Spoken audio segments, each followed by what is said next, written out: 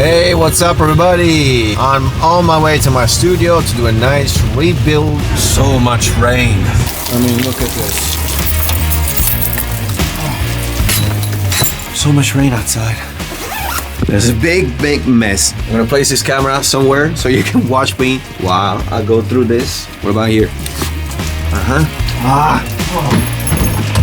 Oh, this thing's so heavy. Oh, please don't die. Look at this. Here's the starting point. All right, let's do this. So dirty, everything is so dusty. A little bit of tuning.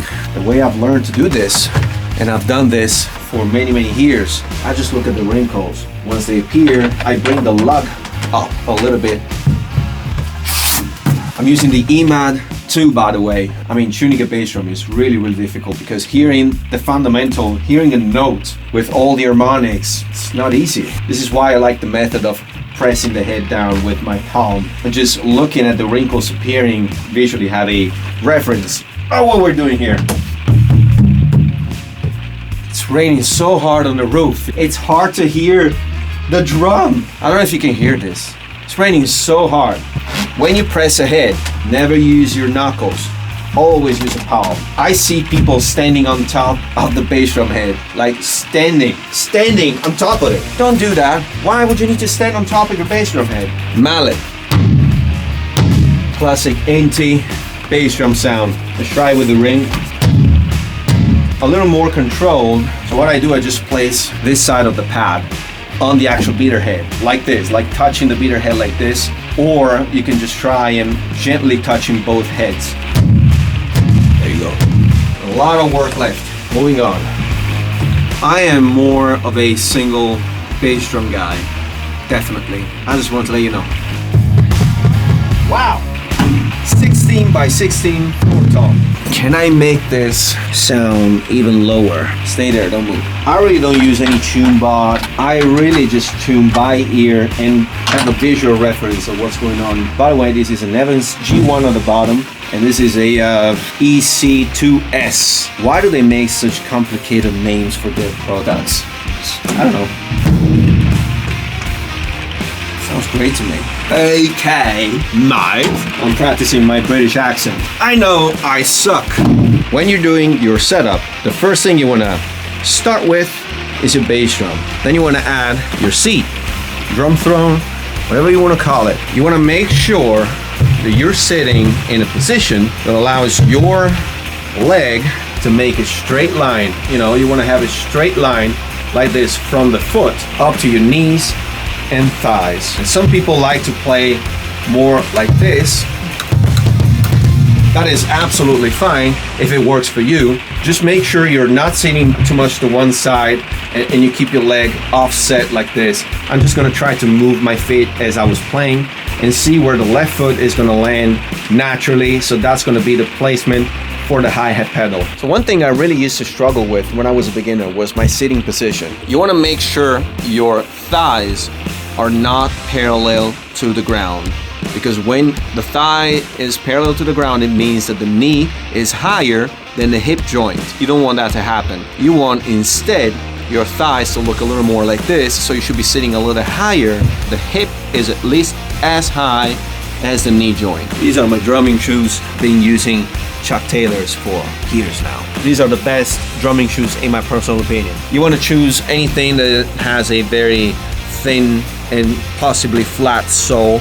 It just makes your life a lot easier to feel the pedals. I tried playing barefoot a couple of times and it's really uncomfortable. Imagine you having to walk on stage and then you sit behind the drums and you take your shoes off. The show ends and you want to stand up and you want to go say hi to your friends, and but you're barefoot, or you're come on. You know, I'm a filmmaker and I don't have a tripod. What's going on, mate? The rain is not over yet. Oh, hi-hat stand. Okay, really want to make sure that you're placing every component where you feel comfortable. And with regards to proximity, I have an iron cobra here, so you may take this part here as a reference. My foot stays there. The ball of the foot, which is this part here, this is where the ball of the foot is on my pedal.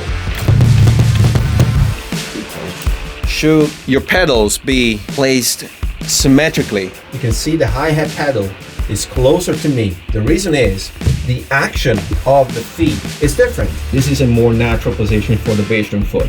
On a hi-hat though, it's different because if you use the same position as the bass drum, you're gonna lose tension. Keeping my foot up like this places more weight on the actual pedal and it helps keeping the hi-hats close.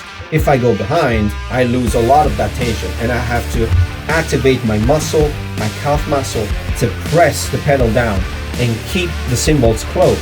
I just rather stay a little more on top of the pedal like this of the footboard and using the actual weight of my leg to keep the cymbals closed.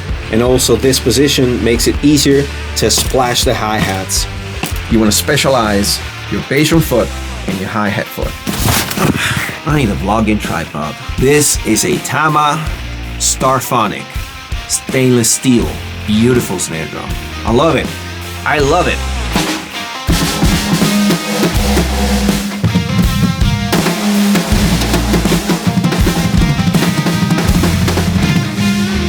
Okay, I guess I need to speed up the process a little bit because it's taking too much time to finish the setup. Leave me a comment and let me know if you want me to do a tutorial about how to set up the drums, sitting position, posture, all these kind of topics. If you like them, let me know in the comments. And of course, I'm being active now. I'm posting, so subscribe. Have you seen it? If you haven't, go watch it right now.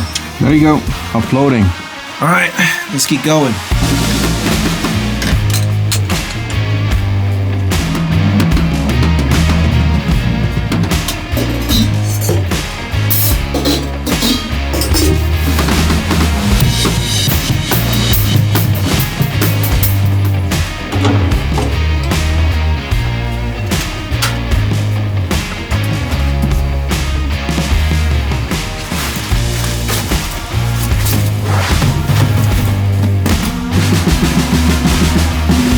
This is a tool I've neglected for a lot of time. I remember watching this on Amazon and thinking, who needs a torque key? I love it. When I'm playing live, in between songs, while the band is playing, when I have a moment of rest, I just grab this key and quickly go through all the lugs, especially the ones closer to me, just to make sure that the snare drum is still in tune. And of course, there's no way you can listen to the tuning while everyone else is playing, so you want to do that silently, and you need to have a reference. This is great for that purpose.